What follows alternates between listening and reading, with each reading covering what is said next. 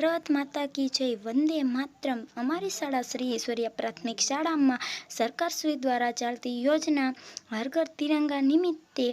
અમારી શાળામાં હર ઘર તિરંગા